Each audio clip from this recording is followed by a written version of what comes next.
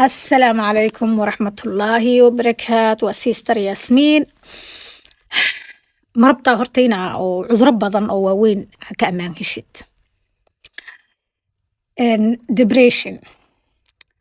كانسر كنفتر كيسو حال الشيء ضدك بدنا كانسر كلاجة هيلو إنه كيريها فيتامين ديجا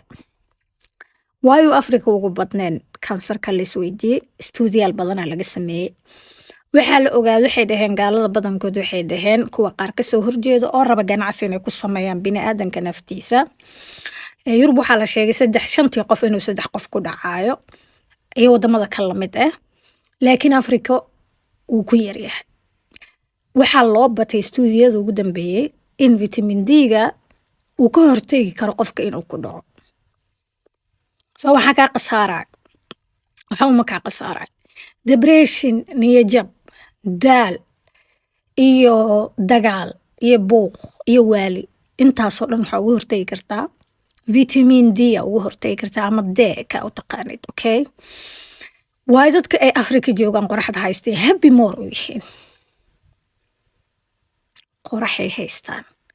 dadaa waxay ku leeyihiin waxa laga yaabaa inay dhahaan Yasmin vitamin D ga ma ugu badan karaa hadduu vitamin D dad ku badanayo wuxuu ku badan lahaa dadka Afrika jooga qoraxda zaid ka haysto wax kugu badanayo male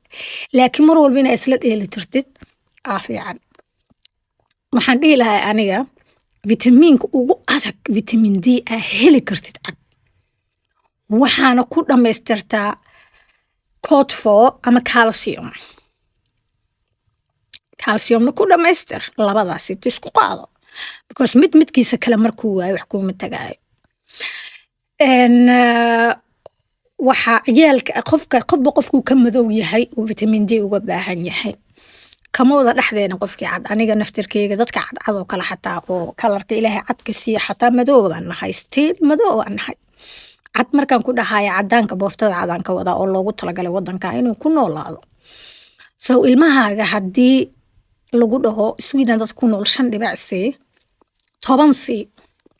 because inta cadaanku u baahan laba jibaarkiisa u baahan tahay sanadkoo dhan vitamin D qaado haddii aad rabtid caafimaad inaad hesho haddii rabtid inaad jirkaaga u shaqaysid dadka kale haddii aad rabtid inaad faraxsanaatid Afrika joogo kale soo vitamin D ga laazino timaha inay ku baxaan haddii rabtid timaha iyo cijiyaha iyo way markii Yurub la joogay timaha dadka ugu gurmaan vitamin D ga nagu yar soo wadan alaala wadanka joogid kan ugu adagado badanana kan ugu qaaliga ugu fiican oo natural